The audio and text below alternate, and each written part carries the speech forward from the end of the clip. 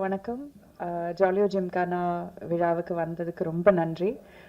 எப்போவுமே பத்திரிகையாளர்களோட சப்போர்ட் எல்லா படங்களுக்கும் வேணும். என்னோட படங்களை சப்போர்ட் பண்ணதுக்கு ரொம்ப பெரிய நன்றி. அண்ட் இந்த படத்தில் எனக்கு பார்ட் ஆக முடிஞ்சது எனக்கு ரொம்ப சந்தோஷமான ஒரு விஷயம். It is a beautiful comedy. ரொம்ப சிம்பிளான, நம்ம டென்ஷனெல்லாம் வீட்டில் வச்சுட்டு தியேட்டரில் போய் கொஞ்ச நேரம் நல்லா என்ஜாய் பண்ணி சிரிக்கிற மாதிரியான ஒரு படம் இது. So first of all Rajan sir, thank you for making this film. And எங்களுக்கு எல்லாரும் வாய்ப்பு தந்ததுக்கு ரொம்ப நன்றி. சக்தி சார், நீங்கள் எந்த படம் எனக்கு நரேட் பண்ணாலும் நான் விழுந்து விழுந்து சிரிச்சிருக்கேன் கதை கேட்கும்போதே. இந்த படம் பார்க்கும்போதும் நான் அதே தான் எனக்கு அனுபவமாக இருந்தது. So thank you Madonna. It is been such a pleasure உங்கள் கூட ஒர்க் பண்ணுறது. இது கூட இந்த 4 பெண்களுமே நாங்கள் ஒரு குடும்பம் மாதிரி தான் இருந்தோம். It was such a joy இதில் ஒர்க் பண்ணுறது. அண்ட் மாஸ்டர், பிரபு மாஸ்டர், உங்கள் கூட ஒர்க் பண்ணுறதுன்னா அவ்வளோ ஜாலியாக இருக்கும். You such a sweet man, such a sweet person to work with. அவ்வளோ அவரோட காமெடி டைமிங் அது வேற லெவலில். சங்கரனா, கணேஷ், அஸ்வின், எல்லாருமே, everybody in this team very nice genuine people. சிம்பிளான ஒரு ஸ்டோரி பண்ணியிருக்கோம். எல்லாரும் தியேட்டரில் வந்து பாருங்கள். And thank you for continuously blessing as. ரொம்ப நன்றி. தேங்க்யூ. இசை வெளியீட்டு விழா ஆரம்பமே ரொம்ப பிரமாதமாக தொடங்கி இருக்கிறது. அதில் இயக்குனருக்கு மனமார்ந்த நன்றி. நம்ம சொன்ன மாதிரி பிரபு மாஸ்டரோட ஒர்க் பண்ணுறது டான்ஸ்லையும் சரி, ஆக்டிங்லையும் சரி அவ்வளோ ஜாலியாக இருக்கும். நிறைய ஸ்பேஸ் கொடுப்பாரு. நம்ம பண்ணுறது பயங்கரமாக என்ஜாய் பண்ணுவார். அதுதான் மாஸ்டருடைய ப்ளஸ்ஸு. வேறு லெவலுங்க, சூப்பருங்க, அவ்வளோ சான்ஸே இல்லைங்க அப்படின்னு அந்தளவுக்கு என்ஜாய் பண்ணுவார் மாஸ்டர். ஸோ ரொம்ப ரொம்ப நன்றி மாஸ்டர், உங்களோட ஒர்க் பண்ணது. அந்த ஹோல் டீம் உங்களோட மனமார்ந்த நன்றி. கண்டிப்பாக இது ஃபேமிலியாக நீங்கள் என்ஜாய் பண்ணி பார்க்குற அளவுக்கு ரொம்ப சூப்பரான ஒரு படம். அடுத்த வாரம் ரிலீஸ் ஆகுது. டெஃபினட்டாக தேட்டருக்கு போங்க, உங்களை 100% ஃபுல்ஃபில் பண்ணும். ஸோ தேங்க்யூ ப்ரெஸ் பீப்புள், எல்லாருக்கும் நன்றி. தேங்க்யூ. ஜாலியோ ஜிம்கானா ரொம்ப ஜாலியான படம். In fact it was quite interesting for us also to shoot. முதல்ல மாஸ்டர் கூட ஒர்க் பண்ணது it's a very grateful event in itself. And Sakthi sir, he's such a sweet person. நீங்க பர்சனலா பேசும்போது, அவர்கிட்ட பேசும்போது அது தெரியும். He's such an amazing person. Interview எல்லாம் பார்த்து நம்ம ஊர்ல வந்த அங்கிள் ஆண்டி எல்லாரும் டைரக்டர் சார் அவ்வளோ ஸ்வீட்னு தான் சொல்றாங்க. So it was wonderful. And Abhi and in fact the rest of the team is also there. We had a great time. நம்ம சேர்ந்து, இன்ஃபேக்ட் ஆக்டர்ஸ் எல்லாரும் ஒன்று சேர்ந்து பண்றது ரொம்ப இன்ட்ரெஸ்டிங்காக இருக்கும். லைக் நம்ம தனியாக பண்ணலாம், அதை விட interesting when there are a lot of people coming together, artists coming together and performing. அதுக்கு ஒரு வாய்ப்பு கிடைக்கிறதே ஒரு பெரிய விஷயம். And producer sir, for your trust, நன்றி. Ashwin, Master and Ganesh, thank you. And all the other people, Jagan also, ரொம்ப ரொம்ப நன்றி. And படத்தை போய் பாருங்க, ரொம்ப என்ஜாய் பண்ணுவாங்க நினைக்கிறேன். அண்ட் வித் ஃபேமிலி போங்க, கொண்டாடுங்க. தேங்க்யூ. 3 வருஷமாவே நம்ம இப்போ தேட்டருக்கு போய் படம்னு பார்த்தீங்கன்னா ரொம்ப ரத்தம், ஜாதி, மேல் ஜாதி, கீழ் ஜாதி, தாழ்வு, நிறைய சோகமான படங்கள்லாம் நிறையா வந்துட்டே இருக்கும்போது எனக்கு ஒரு சின்ன ஐடியா ஒன்று தோணுச்சு. அந்த ஐடியா பிரபுதேவா மாஸ்டர் போய் சொல்கிறேன். இது எப்படின்னா, 2 ஹீரோ. ஒரு ஹீரோ டெட் பாடி, இன்னொரு ஹீரோ அந்த டெட் பாடியை தூக்கிட்டு போகிற இன்னொரு கேரக்டர். 2 ஹீரோ தான் ஒரு கதை. ஒரு சின்ன ஐடியா, ஒரு காமெடி அவுட்லைன் தோணுச்சு. அதான் பிரபுதேவா மாஸ்டர் போய் சொல்கிறேன். அவர் ஃபுல் கதை கேட்டுட்டு அவர்கிட்ட என்ன சொல்கிறேன்னா, டெட் பாடியாக நடிக்கிறது இன்னொரு ஹீரோ, அந்த டெட் பாடியை தூக்கிட்டு போகிறது நீங்கள் அப்படின்னு சொல்கிறேன். அவர் மாஸ்டர் கதை கேட்டுட்டு, கதை சூப்பராக இருக்கு, நான் பண்ணுற சக்தி, பட் நான் டெட் பாடியாக நடிக்கிறேன் அப்படின்னு சொல்கிறாரு. என்ன மாஸ்டர், நீங்கள் டெட் பாடியா? நீங்கள் ஒரு டான்ஸர், உங்கள் பாடி லாங்குவேஜாக வேறவா இருக்கும். நீங்கள் டெட் பாடினா ஆடியன்ஸ் எப்படி? இல்லை, இது ஒரு சேலஞ்சிங்கான கேரக்டர், நான் பண்ணுறேன்னு சொல்கிறாரு. அதுக்கப்புறம் அந்த இன்னொரு ஹீரோவை ஹீரோயினாக மாற்றி, ஹீரோயின்ஸாக மாற்றி 4 ஹீரோயின் ஆக்கி, அந்த 4 ஹீரோயினும் ஒரு டெட் பாடியை தூக்கிட்டு போகிற மாதிரி கதையை மாற்றினதுக்கு இன்ஸ்பிரேஷனே மாஸ்டர் தான். சரி, இந்த கதை கூட நல்லா வந்திருக்கு, இது ஒரு பேசு பொருளா இருக்கும். ஏன்னா இப்ப நிறைய கமெண்ட்ஸ் எல்லாம் வந்து மகளிர் மட்டும் நாகேஷ் சார் பண்ணது அதெல்லாம் சொல்றாங்க, ஓகே தான். இப்போ ஒரு போலீஸ் கதைன்னா ஒரு வருஷத்துல 10 படம் வரும். அந்த மாதிரி நிறைய கதைகள் 10 படம் வரும். ஆனா இது ஒரு 25 வருஷத்துக்கு அப்புறம் ஒரு படம் தானே வருது. அது கூட நாகேஷ் சார் வந்து ஒரு கேரக்டர் ஆர்டிஸ்ட், அவர் ஒரு காமெடியன், அவர் ஒரு 10 நிமிஷம் ஒரு போர்ஷன் பண்ணியிருப்பார் அந்த படத்துல. ஆனா அந்த ஒரு டெட் பாடின்றத வச்சு 2 மணி நேரம் படத்துல 1 மணி நேரம் 50 நிமிஷம் டெட் பாடியா ஒரு ஹீரோ நடிக்கிறதுன்றது it's not an easy joke. அதுக்கு ஸ்கிரிப்ட் பண்றதும் விளையாட்டு கிடையாது. 1.5 நாள்ல கதை நடக்கும். அந்த 1.5 நாள்ல டெட் பாடி வச்சு மூவ்மெண்ட் பண்ணோம். மாஸ்டர் வந்து ஃபர்ஸ்ட் டெட் பாடினோடனே ஈஸியா ஒத்துக்கிட்டாரு. ஓகே டெட் பாடி, நாங்களும் அப்படிதான் நினைச்சோம். ஜாலியா ஷூட்டிங் போனோம். ஃபர்ஸ்ட் டே அது இது எப்படின்னா டெட் பாடினா ஒரு கண்ணு ஓப்பனா இருக்கும், ஒரு சின்ன இப்ப கை இப்படி வச்சிருந்தா அப்படியே தான் வச்சிருக்கணும், மாத்த முடியாது. அவ்வளோ ஒரு எல்லாரும் அவர் கண்ணுக்கு முன்னாடி எல்லாம் காமெடி பண்ணிட்டு இருப்பாங்க. ஆனா அவர் வந்து அப்படியே இருக்கணும். அது அவரை பொறுத்தவரை ரொம்ப கஷ்டம். அவரு சும்மாவே இருக்க மாட்டாரு, ஏதாவது ஒரு பாடி லாங்குவேஜ் பண்ணிட்டு இருக்கிறவரு. அவர் அந்த மாதிரி வச்சு பண்ணது, அவர் அதை கண்ட்ரோல் பண்ணது ரொம்ப நாளாக அவருக்கு ஒரு பெரிய சேலஞ்சிங் ஆயிடுச்சு. நான் கூட வந்து மாஸ்டர் ஏதாவது கொஞ்சம் சின்ன இதுவாச்சுன்னா ஒரு கண்ணு பிளிங்க் ஏதோ நான் மானிட்டர் பார்த்து இது வேணா சிஜியில் கூட பண்ணிக்கலாம் மாஸ்டர் அப்படின்னு சொல்ல, இது கூட பண்ண மாட்டேனா, நான் 1 hour பண்ணுன்னு சொல்லிட்டு அவரே கேட்டு வாங்கி அவ்வளோ ஹார்ட் ஒர்க் பண்ணி பண்ணாரு. படம் வந்து அன்இமேஜினபிளா ஒரு ட்ரெண்டிங் மூவியா இருக்கும்னு நான் நம்புறேன்.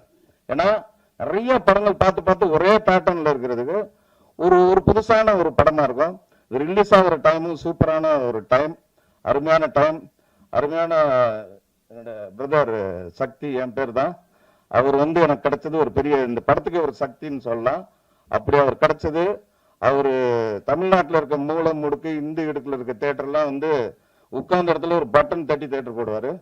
அவர் இங்க உள்ள வந்தது வந்து இந்த படத்துக்கு ஒரு பெரிய டானிக்னு சொல்லலாம். அதே மாதிரி ஒரு படம் நல்லா வர்றதுக்கு கதை எவ்வளவு முக்கியமோ காசு அவ்வளவு முக்கியம். இந்த படத்தை நான் கதை ரெடி பண்ணி மாஸ்டர்லாம் சொல்லி முடிச்சோன்னா நான் ப்ரொடியூசர் சர்ச்சிங்ல இருக்கேன். அப்போ வந்து ஒரு நண்பர் வந்து நீ பாம்பே கூட்டு போய் ராஜேந்திர ராஜன் சார் இருக்காரு, அவர்கிட்ட நீங்க அந்த கதை சொன்னீங்கன்னா கண்டிப்பா பிரபுதேவா சார்னு அவர் உடனே படம் பண்ணுவாரு அப்படி சொல்லி கூட்டு போறாரு. சரின்ட்டு பாம்பே போறோம். சார் ராஜன் சார் ஆபீஸ்ல போய் மீட் பண்றோம். அவர் ரொம்ப கூலா, ஐயோ எனக்கு படம்லாம் எடுக்கிற ஐடியா இல்லைங்க, எனக்கு இப்போதைக்கு படம் எடுக்கிற ஐடியா இல்லைன்ட்டாரு. எனக்கு என்னடா அது என்னன்னா, சார் நான் இவ்வளவு தூரம் வந்திருக்கேன், உங்களை பார்க்க தான் வந்திருக்கேன், நீங்க கதை கேளுங்க, கதை உங்களுக்கு நீங்க அட்லீஸ்ட் ஒரு சஜஷனாவது கொடுங்க. நீங்க காமெடி படம், என் படம் நிறைய பார்த்துருக்கேன்னு சொன்னாரு, இது ஒரு காமெடி படம் தானே, நீங்க வந்து கதை மட்டும் கேளுங்க அப்படின்னு கம்பல் பண்ணி கதை கேட்க வைக்க. சரி சார், நான் நைட்டு ஒரு 8-9 மணிக்கு நீங்க ரூம்ல இருங்க வர்றேன்னு சொல்றாரு.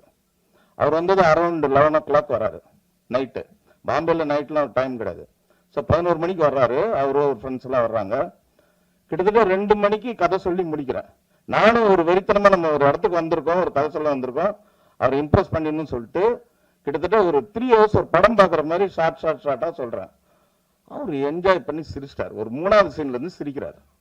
சிரிச்சு முடிச்சுட்டு என்ன சொன்னாரா, சார் நான் உண்மையிலே இந்த கதை கேட்டுட்டு அவாய்ட் பண்ண நினைச்சு தான் வந்தேன், ஆனா இந்த கதை கேட்டதுக்கு அப்புறம் இவ்வளவு டயர்டா வந்த எண்ணையே நீங்க வந்து சிரிக்க வச்சிட்டீங்க.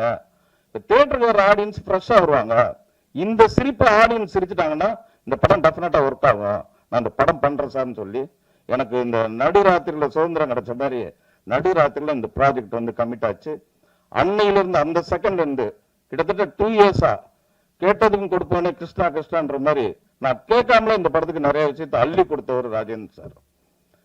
நான் இந்த ஆர்டிஸ்ட் சொல்லுவேன், யோகி பாபு வேணும்னா வச்சுக்கலாம் சார், இல்ல ஆல்டர்னேட்டிவ் ஏன் வேணும்னா வச்சுக்கோங்க சார். ஒரு படம் நம்ம எடுத்தோன்னா ஜெயிக்கணும். நான் என்னோட தொழில கிங், அவரோட பிளாட் பிசினஸ்ல அவர் கிங். நான் சினிமா எடுத்தேன்னா நான் அதுல கிங்கா இருக்கணும், ஜெயிக்கணும். ஃபர்ஸ்ட் ஜெயிக்கிறதுக்கே நீங்க கதை நல்லா சொல்லிட்டீங்க, அப்ப நான் செலவு பண்ணாதான் படம் நல்லா வரும்னு சொல்லிட்டு இந்த கதை வந்து கொடைக்கானல்ல குற்றாலத்தில் நடக்கிற மாதிரி கதை. அவர் நினைச்சிருந்தா ஏங்க இது மெட்ராஸ்ல நடக்கலாம், பாண்டிச்சேரியில் நடக்கலாம்னு சொல்லலாம், சொன்னா கூட நான் மென்டலா செட் ஆயிடுவேன்.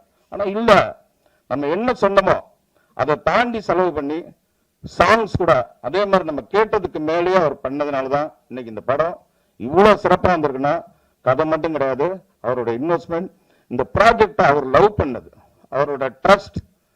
சாங் வந்து ரெக்கார்ட் பண்ணிட்டோம், ரெக்கார்ட் பண்ணதுக்கு அப்புறம் ஷூட்டிங் போறோம்னா இல்ல இந்த சாங்கை நீங்க ரஃபா ஷூட் பண்ணுங்க, அதுக்கு ஒரு மானிட்டர் மாதிரி எடுங்க, அதுக்கு 1 லட்ச ரூபாய் செலவு பண்ணுங்கன்னு டம்மியா டான்சர்ஸ் வச்சு பூபதி மாஸ்டர் வச்சு அந்த சாங்கை ஷூட் பண்ணிட்டு அப்புறம் போங்கன்னு சொல்றாரு. இந்த மாதிரி ஒரு ப்ரொடியூசர் எனக்கு தெரிஞ்சு, எனக்கு ஒரு என்கரேஜ் பண்ற ஒரு ப்ரொடியூசர் இதான் எனக்கு தெரிஞ்சு ஃபர்ஸ்ட் டைம். Thank you sir. அதே மாதிரி இந்த படத்துல மாஸ்டரை பத்தி சொல்லவே வேண்டியதில்லை. அவர் வந்து இது என்ன 3வது படம். எங்க 2 பேருக்கும் கண்ணா பின்னான்னு அண்டர்ஸ்டாண்டிங் இருக்கு. வார்த்தை புதுசா இருக்கணும் இல்லையா? ஸோ அவர் சொல்லும் போது நான் புரிஞ்சுக்குவேன், நான் சொல்றேன் அவர் புரிஞ்சுக்குவாரு. அவ்வளோ அண்டர்ஸ்டாண்டிங் இருக்கனால ஒரு டைரக்டருக்கும் ஹீரோக்கும் அண்டர்ஸ்டாண்டிங் இருந்தால் படம் நல்லா வரும். அந்த ஆங்கிள் இது சூப்பர். அதுக்கப்புறம் மடோனா, அவங்கள வந்து நான் ஷூட்டிங்ல வந்து டான் தான் கூப்பிடுவேன். ஏன்னா ஒரு தடவை மைக்ல வந்து மடோனா கூப்பிடுங்க அப்படின்னு சொன்னா அவங்க வந்து சார் மடோனான்னு மடோனாங்கிறது மைக்ல சொல்ல வேண்டாம்னா அதுக்கப்புறம் டான் தான் கூப்பிடுவேன். இந்த படத்துல உண்மையிலேயே டான் மாதிரி பண்ணியிருக்காங்க. Super performance, excellent. அவங்களாம் தமிழ் சினிமாவில் ரெகுலரா நிறைய படம் பண்ணணும். அதுக்கு இந்த படம் வந்து ஒரு பெரிய பிளாட்ஃபார்மா இருக்கும்னு நான் நம்புறேன். அதே மாதிரி அபிராம் மேடம், அவங்களோட எனக்கு 2வது படம். ஏற்கனவே சார்லி சாப்ளின் பண்ணியிருக்கேன். இந்த கதை எழுதும் போதே டக்குன்னு மைண்டுக்கு வந்தது அவங்க தான். அவங்க முதல்ல கன்வின்ஸ் ஆகலைன்னா இது வந்து மதர் கேரக்டரா இருக்காங்க. இல்லைங்க, பேருக்கு தான் மதர்னு தெரியவே தெரியாதுன்னு சொல்லி அவங்க வந்து மடோனா ஃப்ரெண்டு மாதிரி வருவாங்க படத்துல. ஆல்மோஸ்ட் அந்த அளவுக்கு அவங்க காஸ்டியூம் ஆட்டிடியூட்லாம் இருக்கும். அவங்க வந்து ஆல்மோஸ்ட் இந்த நம்ம சரண்யா மேடம் ஊர்வசிலாம் ஒரு காமெடி ஒன்று பண்ணுவாங்க இல்லையா ரெகுலரா, அதெல்லாம் தூக்கி சாப்பிட்ற அளவுக்கு இந்த படத்துல வந்து பட்டையை கிளப்பிட்டாங்க. இந்த படத்துக்கு அப்புறம் அவங்களுக்கு வேற ஒரு பிளாட்ஃபார்ம் இருக்கு. ஸோ அது மாதிரி ரூபா சங்கர் அவர் நிறைய படங்கள் பண்ண, அவரை பற்றி சொல்ல வேண்டியதில்லை. அவருக்கு இது 10ஓட ஒரு படம் தான். ஆனால் இதுல ஸ்பெஷலாக நிறைய விஷயங்கள் பண்ணியிருக்காரு. அது நீங்க படம் வந்தோன்னு தெரிஞ்சுங்க. இந்த படத்தோட கேமராமேன் என்னோட பிரதர் கணேஷ் சந்திரா. போட்டோகிராஃபி வந்து பொதுவாக இந்த மாதிரி காமெடி படத்துக்கு போட்டோகிராஃபி வந்து ரொம்ப நல்லா இருக்கணும், கண்ணுக்கு குளிர்ச்சியா இருக்கணும். இது ஒரு சில்லுன்னு ஒரு ஆப்பிள் மாதிரி இந்த படத்தை எடுத்திருக்காரு. ஒரு ஃப்ரிட்ஜில் வச்ச மாதிரி இருக்கும் படமே, அந்த மாதிரி எடுத்திருக்காரு. அதுக்கடுத்து மியூசிக், காமெடி படத்துக்கு மியூசிக் நல்லா இருந்துச்சுன்னா சூப்பர் டூப்பர் ஹிட் ஆகும். எங்களுக்கு 2 சாங் தான் சிச்சுவேஷன் அலோவ் பண்ணுது. நான் என்ன பண்ணேன்னா ஒரு 7 சாங் ஆக்கிடுவோம். விட்டா ஒரு 5 இடத்துல போட்டுருவோம். ரீரெக்கார்டிங் பதில பாட்டு அப்படின்னு சொல்லிட்டு அஸ்வினோட உட்காந்து அவ்வளோ ஹார்ட் ஒர்க் பண்ணி கிட்டத்தட்ட 1 இயர் பேசிட்டே இருப்போம். அப்படி உருவாக்கப்பட்ட பாடல்கள். அதுக்கு ஜி மியூசிக் கிடைச்சது எங்களுக்கு ஒரு பெரிய பிளஸ். ஜி ராஜுக்கும் என்னோட நன்றியை தெரிவிச்சுக்கிறேன். அதே மாதிரி இந்த படத்துல ஒர்க் பண்ண நிரஞ்சன் எடிட்டர், அவரு சூப்பரா கட்டிங்லாம் சூப்பரா இருக்கும் பண்ணியிருக்காரு. அதே மாதிரி என்னுடைய கோ டைரக்டர் கார்த்திக், என்னுடைய நண்பர்கள், அவங்க டைரக்டர், அவங்க வந்து கோ டைரக்டர் இல்ல இந்த படத்துல கோ டைரக்டர், ஃபியூச்சர்ல டைரக்டர்ஸ், அவங்க எல்லாருக்கும் என்னுடைய மனப்பூர்வமான நன்றிகள். இந்த படத்தை தமிழகம் எங்கும் வெளியிடும் எனது நண்பர் சக்தி, எல்லாருக்கும் என்னுடைய நன்றியை தெரிவிச்சுக்கிறேன். உங்களுடைய அன்பும் ஆதரவும் என்றென்றும் தேவை என்று உங்கள் பொற்பாதங்களை தொட்டு கேட்டு எனக்கு உரை முடிக்க நன்றி. வணக்கம். பேட் எக்ஸாம்பிள் சினிமா துறைக்கு பேட் எக்ஸாம்பிள். எவ்வளவு பிளாகரிசம் இருக்கு. அந்த பிளாகரிசம் உங்களை போல ஒரு எஸ்டாப்லிஷ்ட் டைரக்டர் பண்ணுவாங்க. எஸ் ஆர் நோ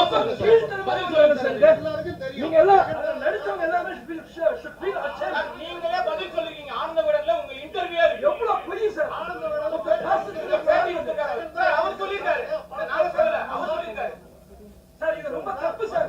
இவங்க ராங் எக்ஸாம்பிள். வாக் அவுட் பண்ணல நீங்க. பதில் சொல்லாம கடந்து போறீங்க, தப்பு பண்ணது உறுதியாயிடுது சார். உறுதியாகுது. ஒரு கிரியேட்டர்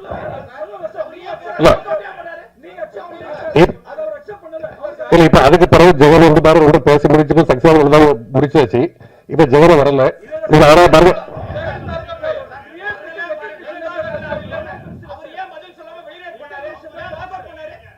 இல்ல அதான் ஜெகன் வந்து அக்செப்ட் அந்த அது பிரச்சனை முடிஞ்சிட்டு முடிஞ்ச பிறகு அந்த இப்ப பாருங்க இப்ப ஜெகன் வந்து பாருங்க இந்த கம்பௌண்ட் கொடுக்கவே இல்லை. நீங்க அதனால பாருங்க, அதனால இந்த படத்துக்கு பிரச்சனை பண்ணாதீங்க.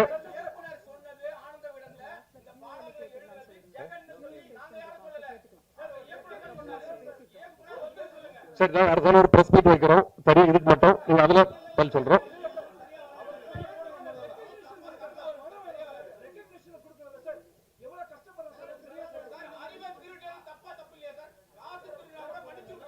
இப்ப பாருங்க, இங்க ஜெகரும் இல்ல, டைரக்டும் இல்ல. நீங்க பாருங்க,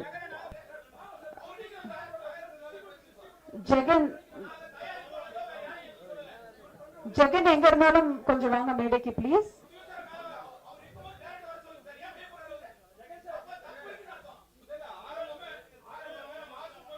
ஜெகன் ப்ளீஸ் எங்க இருந்தாலும் மேடைக்கு வரும்படி கேட்டுக்கொள்ளும். ஜெகன் ப்ளீஸ் ஸ்டேஜ் வாங்க.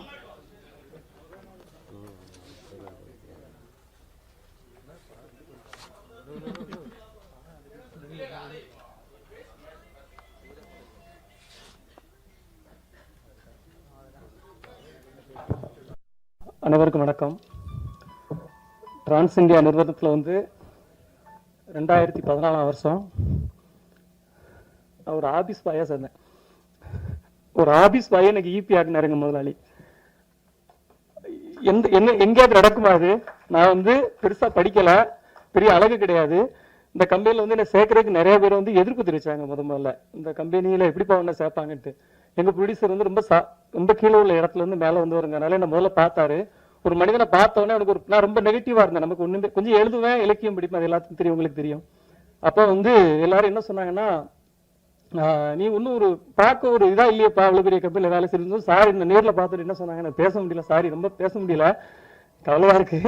இப்படி ஒரு இந்த மேடையில நான் இப்படி வந்து நிக்க வேண்டி இருக்குன்னு நான் சத்தியமா நினைக்கவே இல்லை. அப்போ சார் என்ன சொன்னாங்க தெரியுமா? ஃபர்ஸ்ட், நீ ஆளு நல்லா ஹைட்டா இருக்கியப்பா, இது எவ்வளவு பெரிய பாசிட்டிவான விஷயம் தெரியுமா? ஹைட்டா இருக்கிறது ஒரு பர்சனாலிட்டி, நீ அதை மூலம் நினைச்சுக்க அப்படின்னு சொல்லி ஃபர்ஸ்டே ஊக்குவிச்சு, நான் ஆபீஸ் பாயா இருக்கும்போது எந்த சேரை தொடச்சனோ அதே சேர்ல சார் என்ன உட்கார வச்சாங்க. அதனால என்னைக்குமே நான் அவங்களுக்கு என்னைக்குமே விசுவாசமா இருப்பேன். அது வந்து இப்ப என் ஒய்ஃபு, எனக்கு 3 குழந்தைங்க இருக்கு. என் ஒய்ஃபு என் 3 குழந்தைங்க வேணுமா, ராஜேந்திர ராஜன் சார் வேணுமானா நான் அவர் தான் வேணும்னு சொல்லுவேன். எனக்கு இந்த வாழ்க்கையே கொடுத்தது அவரு, எனக்கு கல்யாணம் நடந்ததுல இருந்து எனக்கு எல்லாமே அவர் தான், இதுக்கு மேல கிடைக்க போறது அவர் தான். அதனால அவரை கஷ்டப்படுத்துற மாதிரி எதையுமே செய்யக்கூடாதுங்கிறதுல நான் தெளிவா இருந்தேன். ஆனா அதே நேரத்துல ஒரு உண்மையை சொல்லணும். அது வந்து உண்மையை வந்து ரொம்ப நாள் மறைக்க முடியாது, அழிக்க முடியாது இல்லையா? நம்ம அதை சொல்லணும். என்ன நடந்துச்சுங்கிறத சொல்லுறேன், யாரும் தவற நினைக்க வேண்டாம். இதுல சம்பந்தப்பட்ட, ஏன்னா இங்க நடந்த உண்மை எல்லாத்துக்கும் தெரியும். அதனால ஆனா சில நேரத்துல சில பேருக்கெல்லாம் வெளிப்படுத்த முடியாது. அது பூபதி மாஸ்டரா இருந்தாலும் எடிட்டரா இருந்தாலும் எல்லாத்துக்கும் தெரியும், அதை வெளிப்படுத்த முடியாது. நான் என்ன நடந்துங்கிறத சொல்லிடுறேன். இந்த படத்துக்கு முதல்ல மியூசிக் இருந்து சாம்சியஸ், அவருக்கு இயக்குனருக்கும் கொஞ்சம் செட் ஆகலங்கிறனால அவர் விலகிட்டார் படத்துல இருந்து. அப்புறம் வந்து பாட்டு வந்து போலீஸ்காரனை கட்டிக்கிட்டு அந்த பாட்டு எப்படி உருவாச்சுங்கிறதே நான் உண்மையை சொல்லிடுறேன். சிகப்பு சூரியன் ஒரு படம், சில்க் சுமிரா வந்து கண்டா கண்டா மாப்பிள்ளைன்னு ஒரு பாட்டு வரும். அதுல வந்து போலீஸ்காரனை கட்டினா அடிப்பா, டாக்டரை கட்டினா அப்படின்ற மாதிரி ஒரு லிரிக்ஸ் வரும்.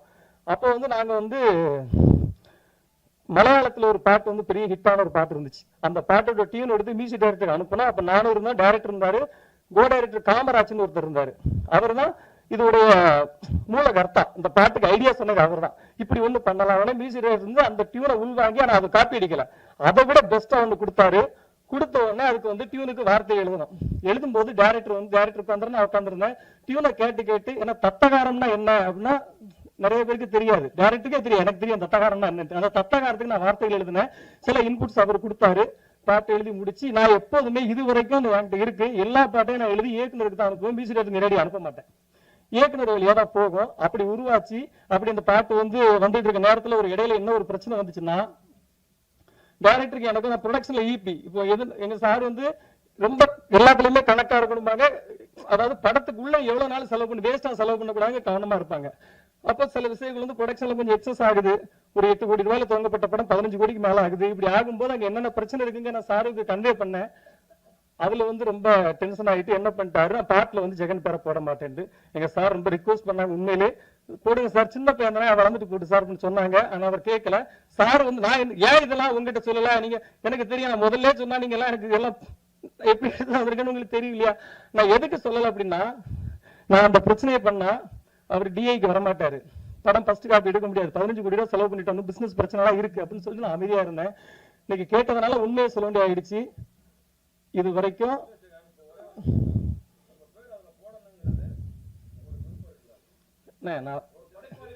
கண்டிப்பா கண்டிப்பா கண்டிப்பா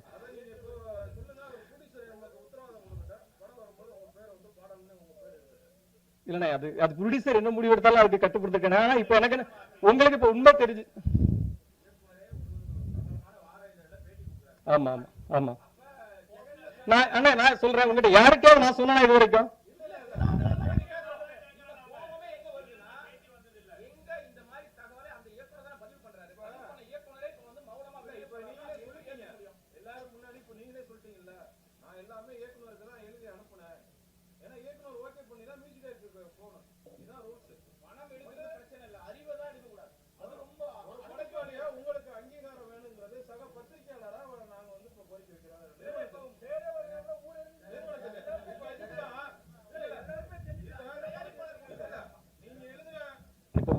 இப்ப பாருங்க இதுதான் ஃபர்ஸ்ட் டைம் நான் கவனத்துக்கு வந்திருக்குது.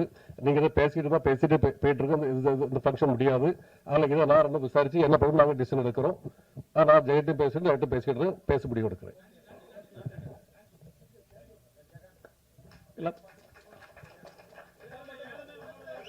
ஆமாங்க.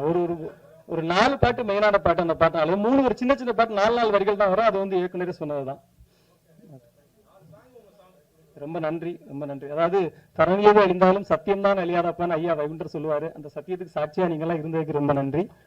என்னால யாரும் மனவர்த்தப்பட்டிருந்தா நான் பாதம் தொட்டு நன்றி மன்னிப்பு கேட்டுக்கிறேன். நன்றி. எல்லாருக்கும் வணக்கம். அண்ட் ஜாலியோ ஜிம்கானா ஃபர்ஸ்ட் என்னோட நன்றி ப்ரொடியூசர் சாருக்கு சொல்லிக்கிறேன். ஏன்னா இந்த மாதிரி ஒரு கதையை ஓகே பண்ணுறதுன்றது ஒரு கட்ஸ் வேணும். அவர் அந்த ப்ரொடியூசர் சார் வந்து very passionate and very brilliant. Scene எடுக்கும்போது கூட இப்படி ஆராய்வார், அதெல்லாம் ஆராய்ஞ்சு இப்படி இருந்து அப்படியெல்லாம் சொல்லியிருக்காரு. அது ஃபுல் ஆஃப் பேஷன் அவர் ப்ரொடியூசர். ஃபர்ஸ்ட் ஆஃப் ஆல் ப்ரொடியூசருக்கு இப்படி ஒரு ப்ரொடியூசர் நம்ம தமிழ் இண்டஸ்ட்ரி எனக்கோட ஆக்சுவலி 4வது படம்ன்ற ஒரு படம் எனக்கு தெரியும். பட் 4 படம்ன்றது எனக்கே ஒரு ஆச்சரியமாக இருந்துச்சு. அண்ட் இப்போ இன்னும் நிறைய படம் எடுக்கிறாரு. So my best wishes. உங்களை மாதிரி ஆளுங்க டெஃபினட்டாக தமிழ் இண்டஸ்ட்ரிக்கு தேவை. Thanks for this film also இருக்கு. அப்புறம் சக்தி சீதாபுரம் ரொம்ப வருஷமாக நமக்கு தெரியும். நம்ம இப்போ டைரக்டர் அந்த மாதிரி இல்லை, நல்ல ஒரு ஃப்ரெண்ட்ஷிப்பில் போயிட்டுருக்கு. அண்ட் இந்த படம் அதே மாதிரி ஃப்ரெண்டுன்றதுனால எதோ எல்லாம் சொல்லிடல. அவர் நல்ல கதையெல்லாம் கொண்டு வந்தார். இது பெஸ்ட் ஆஃப் ஆல் அதான் அவர் சொன்னார்ல அந்த கதை எப்படி வந்தது அப்படியெல்லாம். Thanks to Sakthi also. And wonderful screenplay. First of all இந்த படத்துக்கு ஸ்க்ரீன் பிளே எனக்கு ரொம்ப பிடிச்சிது. அதனால தான் நம்ம பண்ணோம். Thanks to Sakthi also. இப்படி ஒரு கேரக்டரை எனக்கு கொடுத்ததுக்கு ரொம்ப நன்றி. அண்ட் தென் எடிட்டர் நம்ம இதுக்கு முன்னாடி கூட இது பண்ணோம்ல. ஸோ அந்த படம் and brilliant work Niranjan. Boopathy நம்மால் தான். My best wishes. இன்னும் நிறைய இருக்குது உங்களுக்கு. அண்ட் அஸ்வின் ஏற்கனவே இன்னொரு படம் பண்ணியிருக்கேன். அந்த படத்துலையும் நல்ல சாங் இருக்குது. அது வரும் கூடிய சீக்கிரம். இந்த படத்துலையும் ஆக்சுவலி நான் எதிர்பார்த்ததோட நல்லா ரீச் ஆயிருக்கு. Very good Ashwin. இன்னொன்று நீங்கள் நிறைய போக வேண்டியிருக்கு. Wonderful job. My best wishes. And Robo Shankar first நம்ம பேக் டு ஃபார்மில் வந்திருக்காரு. I am so happy. And very எல்லோரும் சொன்ன மாதிரி full of talent, bundle of talent. Nice working with you Robo. அப்புறம் கேமராமேன் தான் ஃபஸ்ட் டைம் நான் ஒர்க் பண்ணுறேன் கணேஷ் கிட்ட. நமக்கு சுத்தமாக ஐடியா இல்லை. ஆனால் வேறு ஏதோ படம் சொன்னாங்க, அதை பார்த்து நான் நல்லா பண்ணியிருக்காரு. எனக்கு ஃபஸ்ட் எடுத்துனா ஒரு க்ளோஸாக பார்த்துனா சூப்பர் கணேஷ். இன்னும் நிறைய பெரிய பெரிய படங்கள். பிரில்லியன்ட் கணேஷ். அவர் டன் அ வண்டர்ஃபுல் ஜாப். நல்ல கேமராமேன், வெரி ஃபாஸ்ட். அப்புறம் அந்த கதை கேட்டு எதுதோ பண்ண இல்லை, கொஞ்சம் கேள்வியெல்லாம் கேட்டு சார் இப்படியே என்ன அது வேணும். அந்த கேமராமேனுக்கு இன்வால்மெண்ட் இருந்தால் தான் அந்த கேள்வி அதெல்லாம் வரும். அந்த இன்வால்மெண்ட்டோட பண்ணார் Ganesh. Thank you Ganesh. Wonderful job. அது மாதிரி ப்ரொடியூசர் சார் வந்து சக்தி ஃபிலிம் ஃபேக்ட்ரியோட இந்த டீமோட போகிறது இட்ஸ் லைக் ஒரு பெரிய பலத்தோட போகிற மாதிரி இருக்குது. Thanks to Sakthi film factory. And Abirami அவங்களோட நான் அப்போது சார்லி சாப்ளின் ஃபஸ்ட்டு நடிக்கும்போது ஒரு சின்ன பொருளாக இருந்தாங்க. திடீர்னு அப்படியே அந்த மாற்றம் பிரில்லியன்ட் ஆகிட்டாங்க. பிரில்லியன்ட் ஆக்ட்ரஸ் ஆகிட்டாங்க. அது எனக்கு ரொம்ப அதிசயமாக இருந்துச்சு. அவர் சொன்ன மாதிரி அந்த அஸ்டன்ட் சொன்ன மாதிரி லைட்டிங் கூட அந்த என்னென்ன இல்லை ஷேடோ படுது அப்படின்னா ஐயோ என்ன இவ்வளோ பிரில்லியண்ட்டாக இருக்கீங்க. Brilliant actress. அண்ட் எந்த கேரக்டர் கொடுத்தாலும் அப்படியே சரி வந்தோமா பண்ணோமான்லாம் போயிட்டு இருக்க மாட்டாங்க. அதில் நல்லா அவங்களுக்கு இன்வால்வ் பண்ணி இன்ட்ரெஸ்ட் எடுத்து தன்னால இந்த படத்துக்கு என்ன கொடுக்க முடியுன்றதை அதை பண்ணியிருக்காங்க. பிரில்லியன்டிவா ட்ரூ குட். அப்புறம் மெடோனா அவங்க வெரி சைலண்ட் தான் பட் வெரி பிரில்லியன்ட் ஆல்சோ. அவங்களும் எல்லா கேள்வியெல்லாம் கரெக்டாக உள்ளுக்குள்ளேயே அவங்களே கேட்டுக்கிட்டு பேசிப்பாங்க. இது ஏன் இப்படி என்ன இது அப்படின்னு உடனே அவங்களுக்கு ஆன்சர் பண்ணுவாங்க. அதுக்கப்புறம் திருப்பி ஒரு கொஸ்டின் கேட்பாங்க. அதுக்கப்புறம் டைரக்ட் கிட்ட போய் கேட்பாங்க. அந்த மாதிரி வெரி பிரில்லியன்ட் மேடம்னா. Nice working with you. I enjoyed it. அதே மாதிரி இன்னொரு 2 பொண்ணுங்க இருக்காங்க. அபிராமி, அவங்க பேர் அபிராமி. அவங்களுக்கும் மரியான்னு 2 பேர் இருக்காங்க. They are also done a wonderful job. அப்புறம் ஃபைட் மாஸ்டர் இல்லை, ஏன்னா இந்த டெட் பாடியோடு இருந்து பண்ணும்போது இந்த ஃபைட் எல்லாம் உங்களுக்கு தெரியும், எதுவும் பண்ணக்கூடாது, பட் ஃபைட்டை நம்ப வைக்கணும். 2 பேருக்கும் அந்த 2 பேர் பண்ணியிருக்காங்க. ஒன்று மேத்யூ, இன்னொன்று நம்ம தினேஷ் பையன், நம்ம தினேஷ் ஆக்டர் தினேஷ், தளபதி தினேஷோட பையன், அவர் பிரில்லியண்ட் ஒர்க் பண்ணியிருக்காங்க. அண்டு சார் ராஜன் சாரோட ப்ரொடக்ஷன் சூப்பர், அவங்க டீம் வெரி குட். எல்லாருக்கும் நன்றி. ஜாலியோ ஜிம்கானா 22 நவம்பர் ரிலீஸ் ஆகுது, பாருங்கள். அதே மாதிரி பத்திரிகையாளர்களோட ஒற்றுமை எனக்கு ரொம்ப பிடிச்சிது. அதே மாதிரி நாங்களும் இருக்கணும்னு நினைக்கிறேன்.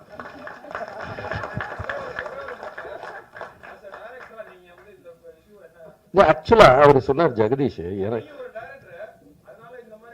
கொஸ்டினை கேட்டுட்டு அதான் இல்லை, ஆக்சுவலாக எனக்கு இப்போதான் தெரியும். ஜெகதீஷ் சொல்றாரு எல்லாருக்கும் தெரியும், எல்லாருக்கும் தெரியாது ஜெகதீஷ், எனக்கு இப்போதான் தெரியும். இது எப்படி இப்போ இது நம்மெல்லாம் ஒரு டீம் இல்லைங்களா, நீங்க அவருக்கு இவன் பண்றீங்க, இப்போ எப்படி நான் ரியாக்ட் பண்றதுன்னு எனக்கு தெரியலையே. உண்மை தானே இல்லைங்களா? நீங்க உங்க சைட்ல இல்லை, உங்க வீட்டுல ஒருத்தர் ஏதோ இருந்தா நான் என்ன இப்ப சொல்றது அப்படின்னு இருக்கோம். அதுதான் சொல்றேன் நம்ம. அப்புறம் இல்ல சரி, நான் டைரக்டரா மேட்டர்ல சொல்ல மாட்டேன். உங்களை எல்லாரும் எனக்கு பல வருஷமா தெரியும், இல்ல பல வருஷமா தெரியும். அந்த மாதிரிதான் நீங்க. நான் சின்ன வயசுல இருந்து பார்த்து பெரியவங்களை பார்த்து, இப்ப நீங்க எல்லாம் சின்ன வயசுல நான் பெரிய வயசாகி அப்படி பாக்குறேன். இது என்னன்னா கரெக்ட் தான், நீங்க உங்க கோபம் கரெக்ட், அவருக்கு என்னவோ இருக்கும். இது இல்ல, தப்பா நினைச்சுக்காதீங்க, அப்படி ஆரம்பிச்சிருக்க கூடாதோ அப்படின்றதுதான் கரெக்ட். பட் அதுக்குன்னு ஒரு அவரை தனியா கூப்பிட்டு ஏன் இப்படி பண்ணீங்கன்னு அவங்க கிட்ட, இது நம்ம ப்ரொடியூசர் சார் அவ்வளோ கரெக்ட் தானே? இல்ல கரெக்ட்.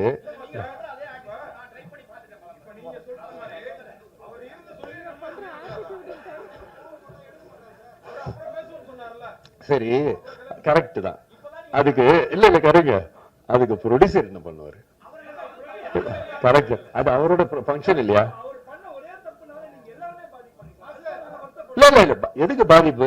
நீங்க எல்லாம் நம்ம தானே, நீங்க எல்லாம் நம்ம அப்படியெல்லாம் நினைக்கிறது.